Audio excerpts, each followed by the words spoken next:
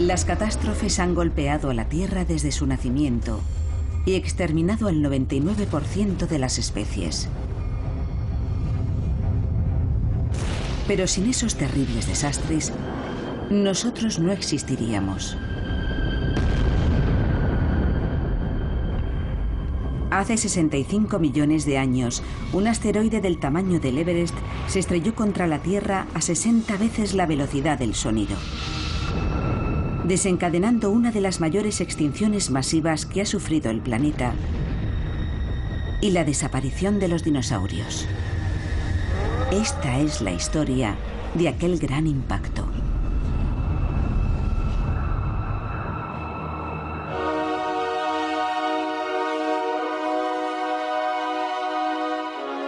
Catástrofe. Impacto cósmico. La Tierra se formó hace 4.500 millones de años. Y en ese espacio de tiempo han ocurrido muchas cosas. Es casi imposible imaginar la inmensa escala temporal de la vida de nuestro planeta. Así que vamos a comprimir la totalidad de su violenta historia en las 24 horas que dura un día. A las 0 horas se formó la Tierra. Y a las 11:38 de la noche sufrió un catastrófico impacto cósmico. Una colisión que lanzó miles de millones de toneladas de escombros al espacio e incendió el planeta, poniendo en marcha una cadena de acontecimientos que acabó con el 70% de las especies, incluidos los dinosaurios. Un evento que cambió el rumbo de la evolución y condujo directamente a la supremacía de los mamíferos y en última instancia de los humanos. Pero ¿cómo sabemos lo que ocurrió? Durante muchos años, los científicos han tratado de dibujar una imagen detallada del día que murieron los dinosaurios.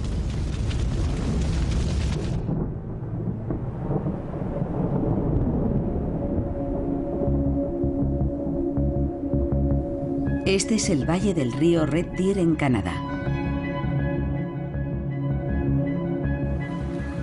Aquí, el paleontólogo Phil Currie busca restos de uno de los capítulos más violentos de la historia de la Tierra: la última gran extinción masiva. Currie busca fósiles de los últimos dinosaurios enterrados entre las rocas. Lo maravilloso de este valle es que vayas donde vayas, siempre encuentras huesos en abundancia. En tan solo 10 minutos he encontrado garras e incluso dientes enteros. En el río Red Deer hay 10 millones de años de historia de los dinosaurios. Y en cada nivel encuentras especies diferentes.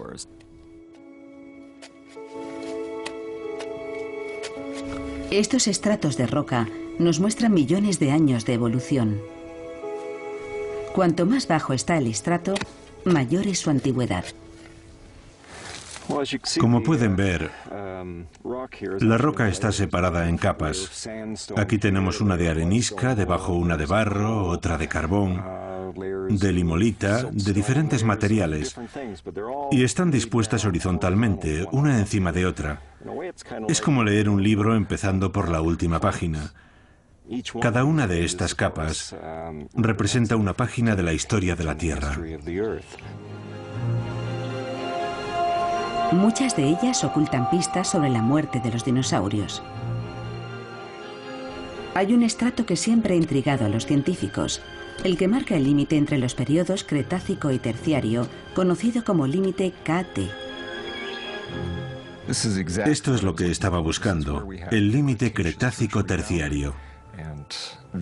Pensamos que esta zona puede decirnos muchas cosas sobre la extinción de los dinosaurios, porque por debajo de este estrato encontramos dinosaurios, y por encima no hay el menor rastro. Este estrato data del mismo periodo en el que se produjo la extinción masiva que acabó con el 70% de la vida en la Tierra. Esta puede ser la pista clave que demuestre que hubo una catástrofe hace 65 millones de años. El estrato que marca el límite KT ha sido encontrado en diferentes lugares de todo el mundo. Por debajo de él hay fósiles de incontables especies, pero por encima ni rastro del 70% de ellas, incluidos los dinosaurios. Nadie podía imaginar qué había causado este exterminio hasta que empezaron a aparecer pistas en el norte de España.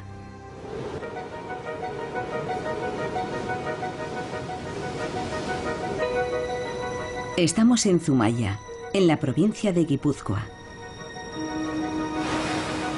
Oculto bajo estas espectaculares formaciones rocosas parece estar el rastro de lo que, según los científicos, borró a los dinosaurios de la faz de la Tierra.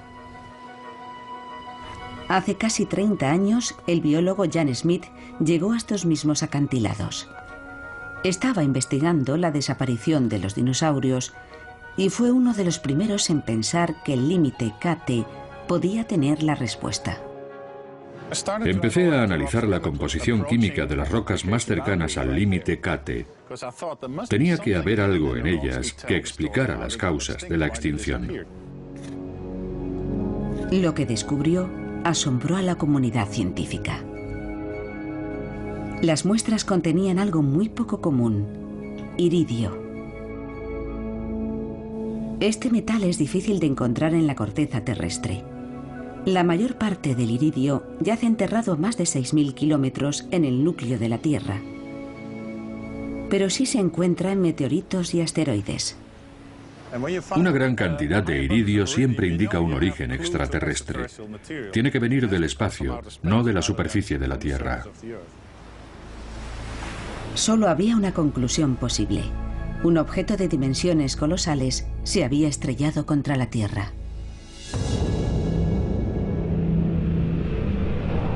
El iridio indicaba que el impacto se había producido hace 65 millones de años, en el mismo momento que marcaba el comienzo de la extinción de los dinosaurios.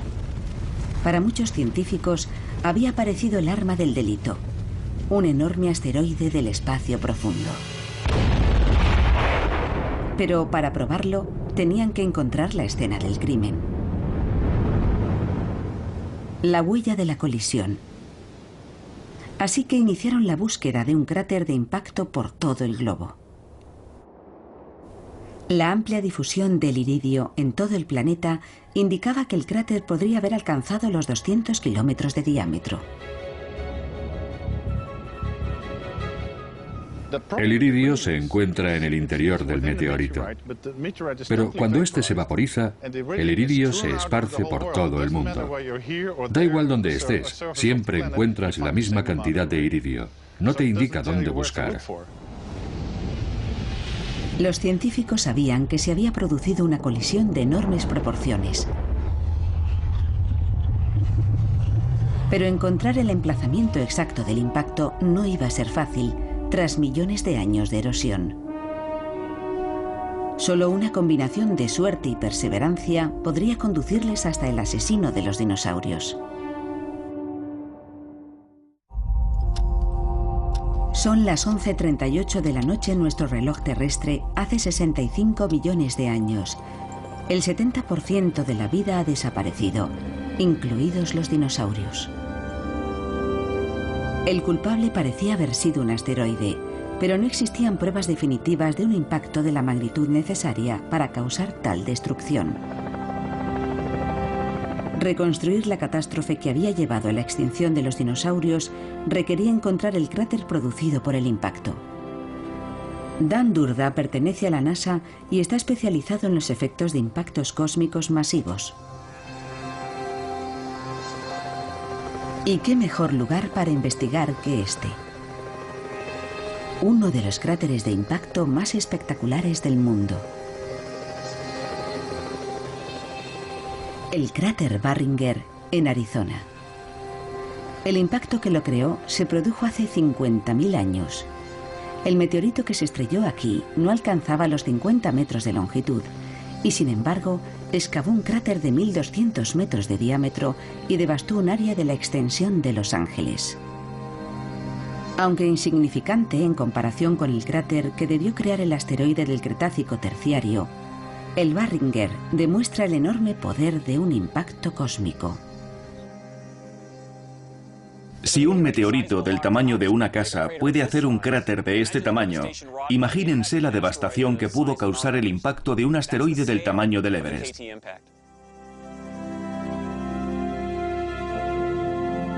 El cráter Barringer es una pista clave en la búsqueda del gran impacto. En sus paredes está enterrada la prueba de cómo los impactos cósmicos transforman la piedra.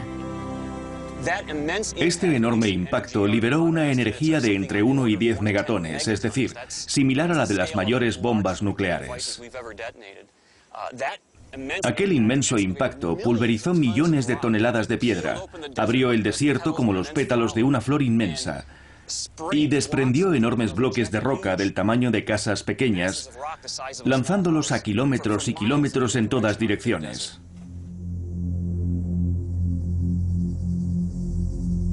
La presión y el calor generados por el impacto transformaron las rocas, pulverizándolas en diminutos granos. Un indicador de la violencia de un impacto como este se encuentra en las rocas. Esto es arenisca de coconino, una arenisca bastante sólida, formada por granos de cuarzo compactados. Cuando esta roca sufrió el impacto, se pulverizó, y los granos de cuarzo se convirtieron en un material mucho más fino, casi de la consistencia de la harina. Y esto es lo que le ocurrió a este material, que después se volvió a compactar en las paredes del cráter. El impacto lo convirtió en harina.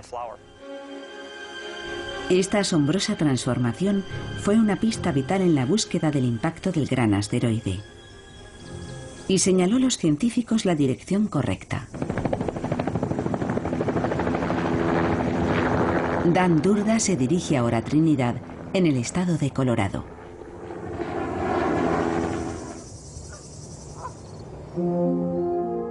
Aquí analizará minerales extraídos del estrato del límite KT. La capa contiene pequeños cristales, similares a los del cráter Barringer, del tamaño de granos de sal. Son de cuarzo, pero si han despertado su interés, es porque algo los pulverizó. En el estrato del límite KT aparece esta fina capa blanca, y en ella encontramos restos no solo de iridio, que es el indicador original de que aquí hay algo extraño, algo extraterrestre. También encontramos cuarzo chocado. El cuarzo chocado se forma cuando el cuarzo es pulverizado por una fuerza extraordinaria a velocidades de miles de kilómetros por hora.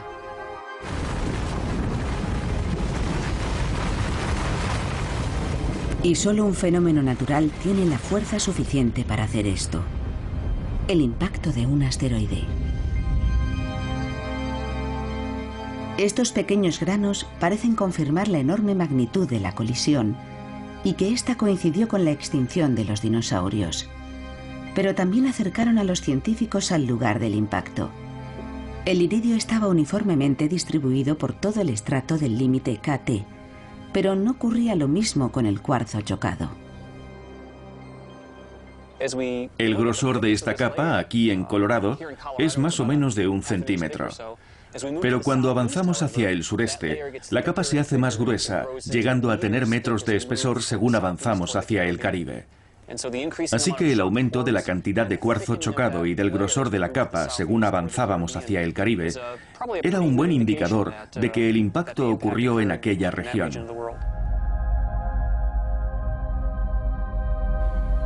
El cuarzo chocado señalaba algún lugar del Caribe como punto probable del impacto, pero los científicos no conseguían encontrar el cráter.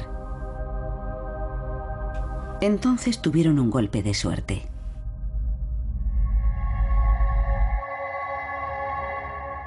En 1978, la compañía petrolera mexicana Pemex estaba haciendo prospecciones en la península de Yucatán.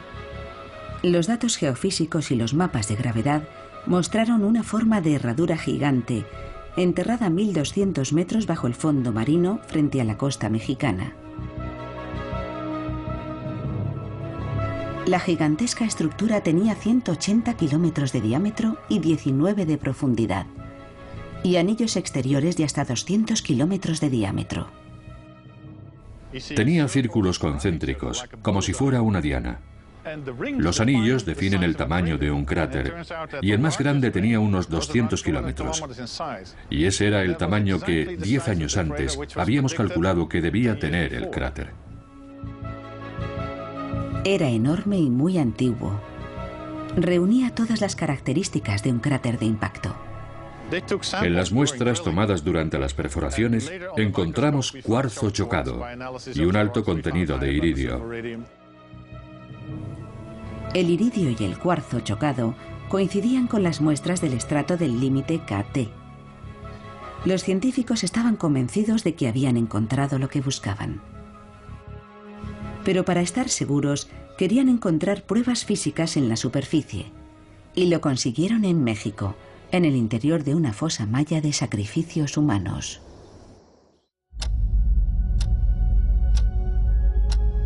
Son las 11:38 en nuestro reloj de la historia, hace 65 millones de años.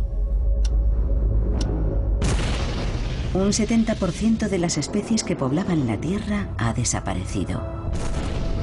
Los científicos creen que la causa fue el impacto de un asteroide. Habían encontrado pruebas de la existencia de un inmenso cráter en la península de Yucatán, enterrado frente a la costa bajo el fondo marino.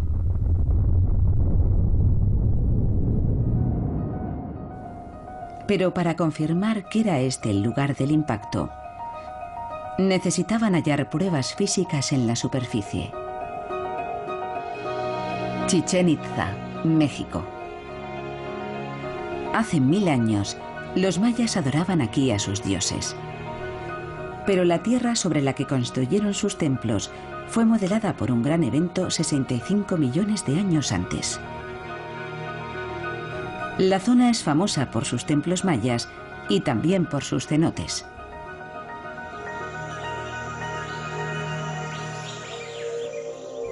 La lluvia excava la piedra caliza formando cavernas. Cuanto más grande se hace la caverna, más se debilita su techo. Finalmente se hunde formando el cenote. Para los mayas eran fosas rituales donde hacían sacrificios. Para nosotros, son indicadores que señalan el contorno de un gigantesco cráter de impacto. En 1996, la científica de la NASA, Adriana Ocampo, estableció una conexión entre el impacto y los cenotes, tras constatar que la ubicación de estos era la prueba física de la existencia del cráter. El descubrimiento fue como el desenlace de una novela policíaca, y el anillo de cenotes fue la última pieza del rompecabezas, lo que dio credibilidad a la teoría.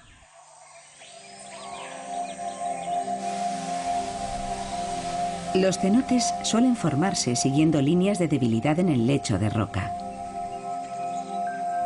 Pero Ocampo observó que en Yucatán los cenotes no seguían fallas naturales. Tal vez estas habían sido provocadas por un impacto. Adriana estudió con detenimiento imágenes por satélite de la península de Yucatán y las comparó con los mapas de la compañía petrolífera. Los cenotes estaban dispuestos en un anillo semicircular que coincidía exactamente con el contorno del cráter. Estamos en el borde del cráter de impacto del Cretácico Terciario. Este cenote, junto a otros cientos de cenotes, forma parte del semicírculo que constituye la prueba de superficie del cráter de impacto del Cretácico Terciario. Si estuviéramos en un satélite observando la Tierra, podríamos ver el anillo de cenotes. Este semicírculo confirmaba el inmenso tamaño del cráter. Solo las imágenes captadas por un satélite nos permiten apreciar sus auténticas dimensiones. Es uno de los mayores cráteres de impacto de nuestro planeta. La alineación de los cenotes era la pista definitiva en la búsqueda del cráter. Los científicos tenían por fin la localización exacta del impacto. Ahora podían empezar a hacer una reconstrucción del momento fatídico en que llegó el asteroide hace 65 millones de años. Una roca gigantesca cruzaba el sistema solar a 70.000 kilómetros por hora. Medía 10 kilómetros de diámetro y pesaba alrededor de 1 billón de toneladas. Y avanzaba en rumbo de colisión con la Tierra. Tras irrumpir en la atmósfera, cayó sobre un mar poco profundo 20 veces más rápido que una bala.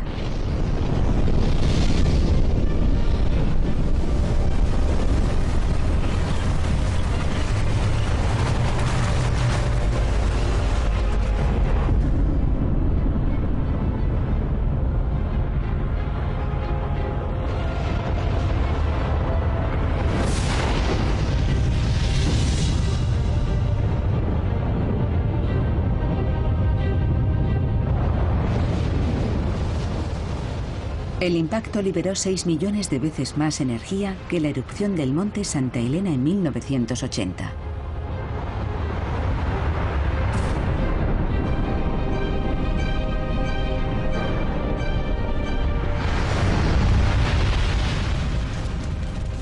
E inició un proceso destructivo que provocaría la extinción de los dinosaurios. El asteroide era tan gigantesco que cuando impactó contra la Tierra, cuando tocó por primera vez la superficie terrestre, su parte más alta aún estaba a 10.000 metros de altura.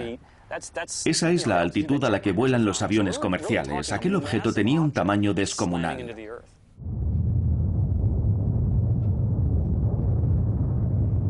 En la historia de la Tierra, solo ha habido un impacto mayor. La colisión con el protoplaneta Theia, 4.300 millones de años antes. Una colisión que fue el origen de nuestra Luna.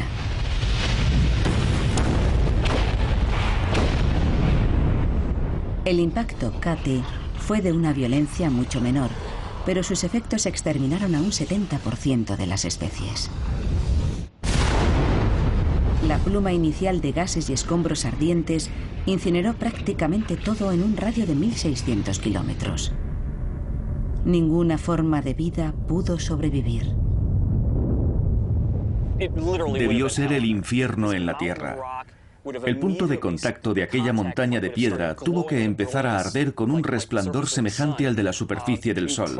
Solo el calor de aquella inmensa bola de fuego que se estaba aproximando habría incinerado nuestro cuerpo, incluso antes de que tocase el suelo.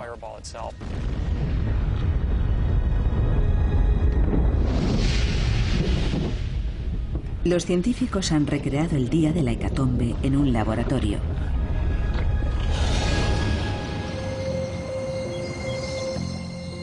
Este es el Centro de Investigación Ames de la NASA en las afueras de San Francisco. El científico Peter Schultz va a recrear el impacto de un asteroide contra una superficie acuática de poca profundidad,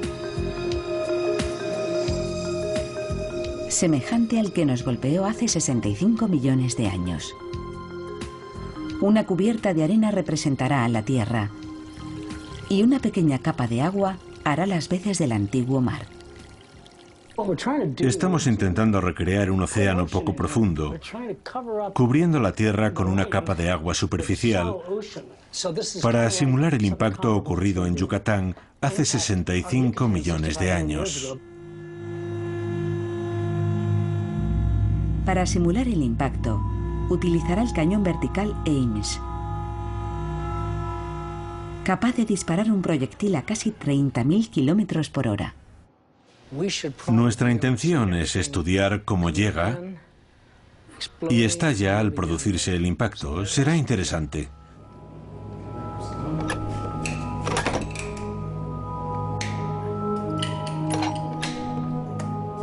Vale, vamos a cargarlo. Schultz eleva el cañón para reproducir el ángulo de impacto más probable. A continuación, cargan el proyectil, una bola de acero que representará al asteroide.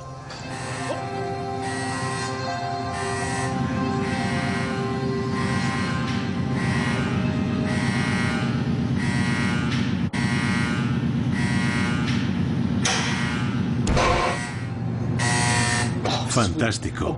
Vale. Vamos, veamos qué ha pasado. Es vital examinar el impacto con todo detalle.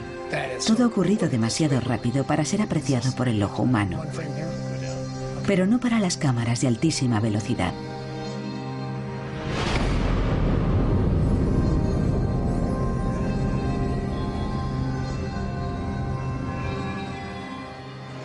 Es simplemente extraordinario. Míralo.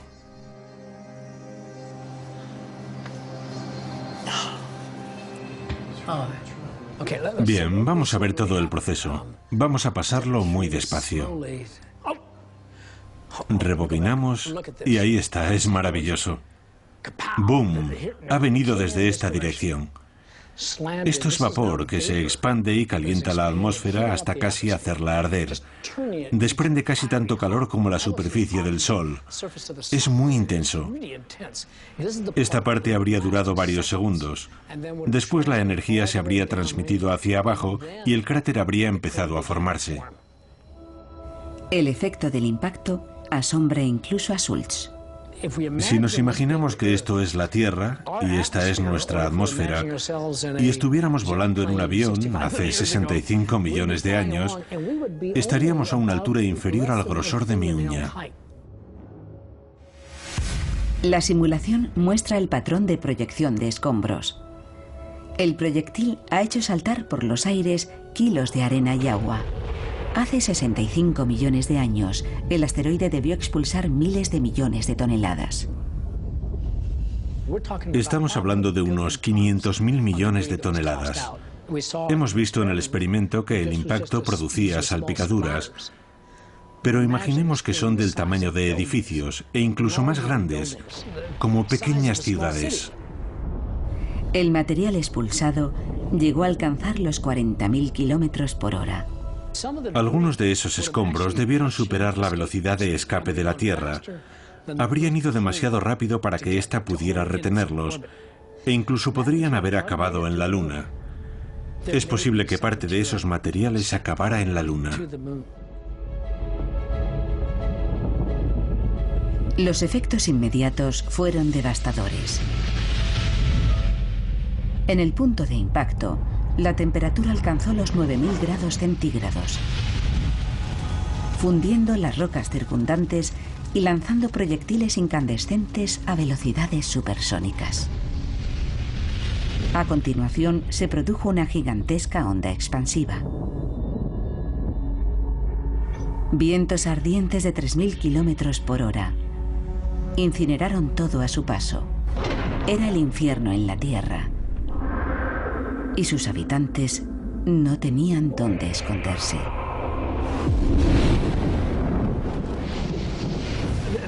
Fue mucho peor que una película de terror o que nuestra peor pesadilla. Es muy difícil contener la imaginación cuando pensamos en algo de esta magnitud.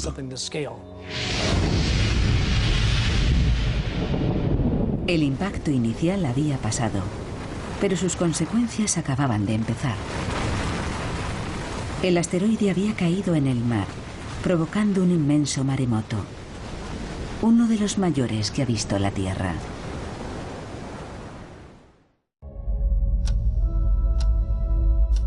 Hace 65 millones de años, un gigantesco asteroide se estrelló contra la Tierra. El impacto provocó una onda expansiva de aire abrasador que redujo a cenizas todo cuanto encontró a su paso.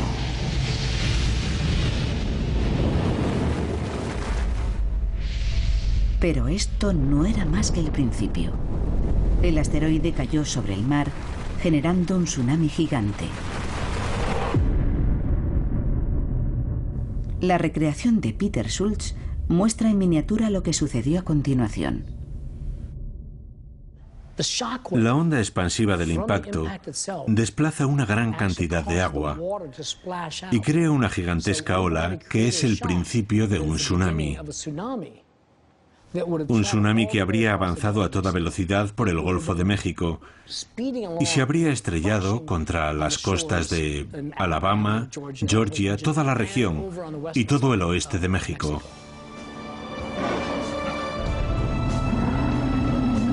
El tsunami de 2004 alcanzó los 10 metros de altura.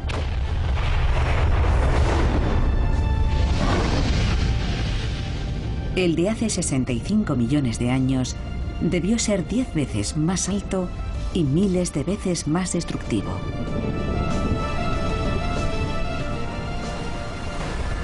Una muralla de agua de 100 metros de altura partió de la zona de impacto a cientos de kilómetros por hora. Primero había sido una inmensa bola de fuego. Después una onda expansiva. Y ahora un mega tsunami. Nada pudo sobrevivir en miles de kilómetros a la redonda. Pero muy lejos de su radio de alcance, literalmente al otro lado de la Tierra, los dinosaurios se extinguieron. Algo no encajaba. A menos que las consecuencias del impacto hubieran tenido un alcance aún mayor del esperado. Dan Durga, en Colorado, ha desenterrado una pista microscópica que podría explicar cómo el impacto desencadenó una catástrofe global. En este estrato, además del iridio y el cuarzo chocado, también hay pequeñas partículas de hollín, incluso de carbonilla, y este hollín está presente en todo el estrato y en todo el planeta. Si pensamos en la cantidad total de hollín que se encuentra en el límite KT en todo el mundo, estaríamos hablando de unos 70.000 millones de toneladas. Lo que equivaldría a decir que toda la vegetación de la Tierra se incendió a la vez. Esta capa de hollín que se encuentra en el límite KT en todo el mundo solo puede significar una cosa: un infierno global. Pero ¿cómo puede incendiarse todo un planeta?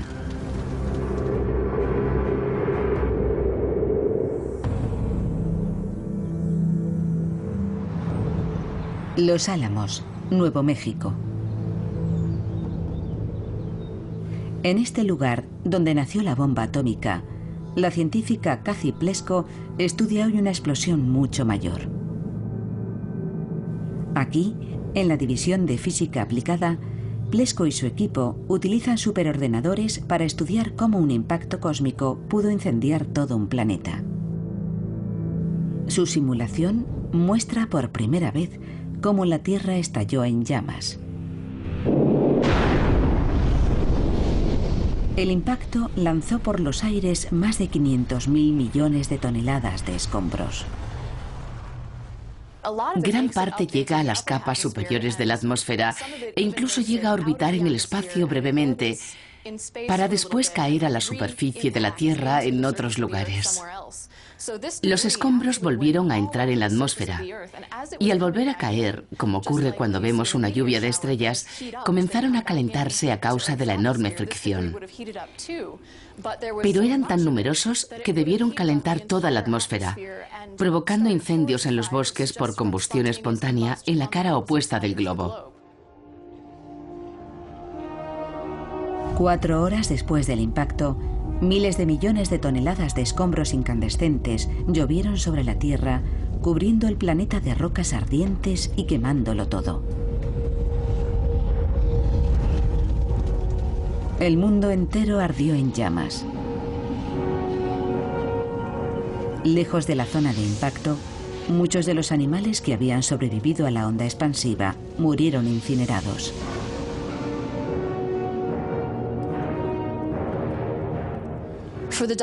Los dinosaurios no habrían podido subsistir en ningún lugar de la Tierra. Sobrevivir en cualquier punto del planeta, incluso en la Antártida o en Siberia, habría sido realmente difícil. Fue un día fatídico para ellos. A pesar de todo, Algunos dinosaurios encontraron refugio y sobrevivieron al tsunami y a los incendios. Pero sus días también estaban contados. El asteroide podía haber impactado en muchos lugares, pero eligió el peor posible.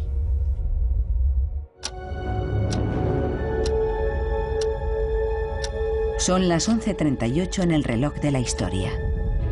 Hace 65 millones de años, un asteroide gigante se estrelló en el mar frente a la costa de México.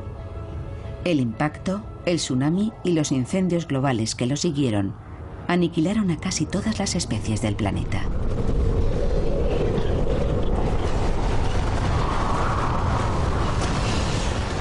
Unos pocos animales consiguieron sobrevivir,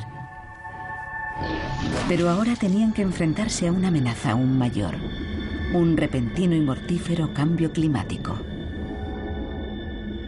El impacto lanzó a la atmósfera una gran cantidad de cenizas, escombros y polvo, creando una densa capa que bloqueó la luz del sol entre 2 y 6 meses. No se podía ver nada. Durante 6 meses no podrías haberte visto la mano delante de la cara. Visto desde la Luna, aquello habría parecido la más terrorífica película de ciencia ficción. La Tierra ya no parecería el planeta azul, más bien parecería el planeta gris.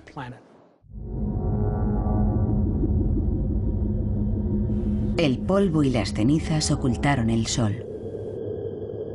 Las temperaturas se desplomaron y descendieron aún más a causa de la ubicación del impacto. En ningún otro lugar podría haber hecho más daño que en la península de Yucatán. Aquella zona contenía muchos minerales con un alto contenido en azufre, lo que produjo un efecto más prolongado sobre el clima global y el envenenamiento de las zonas circundantes. El impacto generó un calor increíble, vaporizando rocas y lanzando al aire enormes cantidades de dióxido de azufre.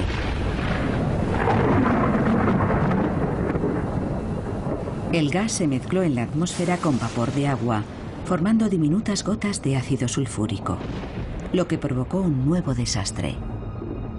Aquellas gotas, altamente reflectantes, impidieron que la luz y el calor del sol llegaran a la Tierra e hicieron desplomarse las temperaturas.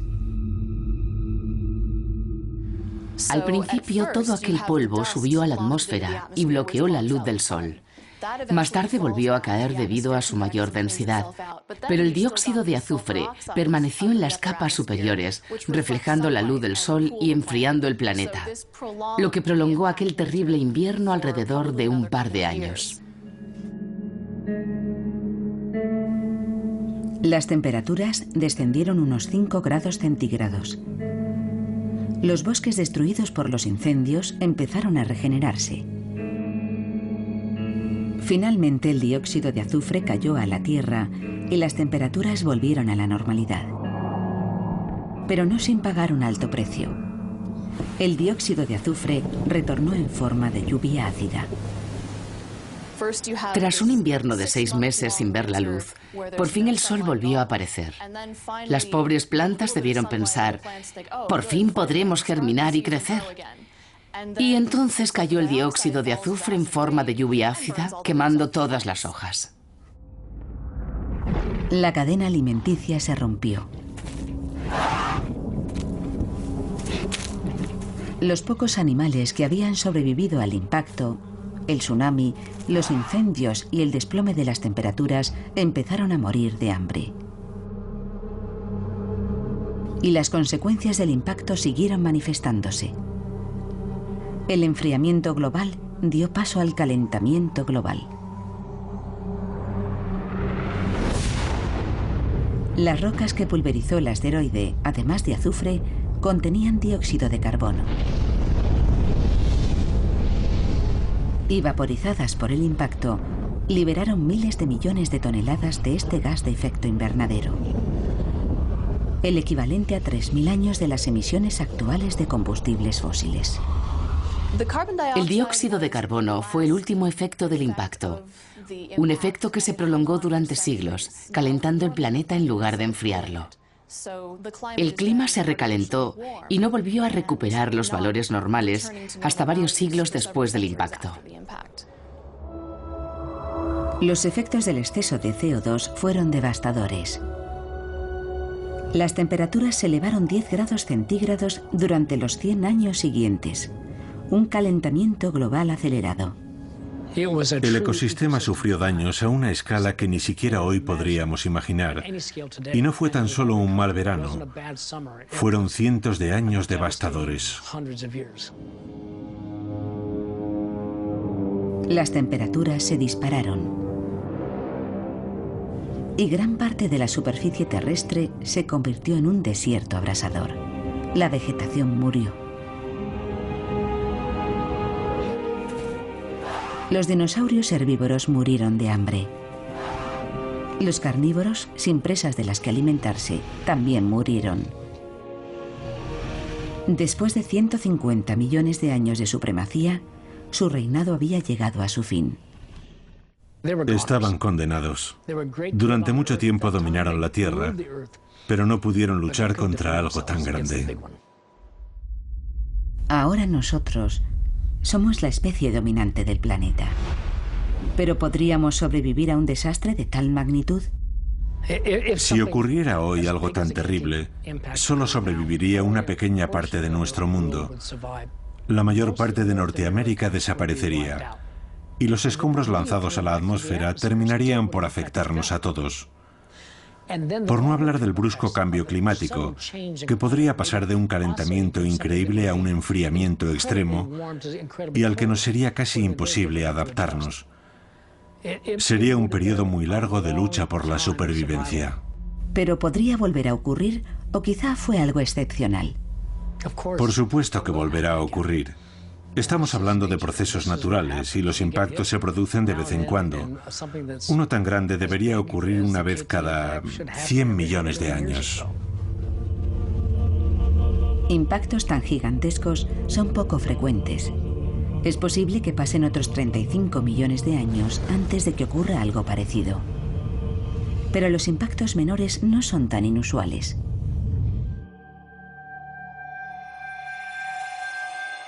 Hace 50.000 años, un meteorito de apenas 50 metros creó el cráter Barringer, devastando un área de la extensión de Los Ángeles. Y en 1908, el bólido de Tunguska destruyó un área de más de 2.000 kilómetros cuadrados. Aproximadamente cada 100 años se produce un impacto como este, así que el próximo no debería tardar mucho.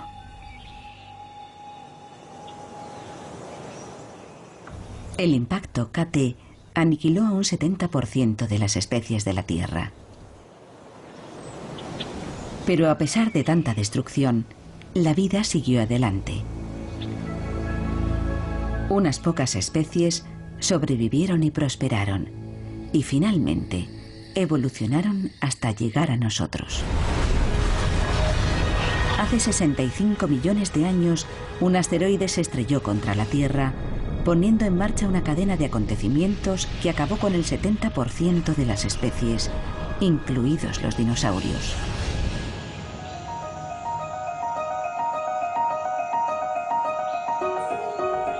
Pero la desaparición de los dinosaurios permitió a un nuevo animal, el mamífero, ocupar el centro del escenario. Estas criaturas extremadamente adaptables eran muy pequeñas, pero acabaron dominando el planeta.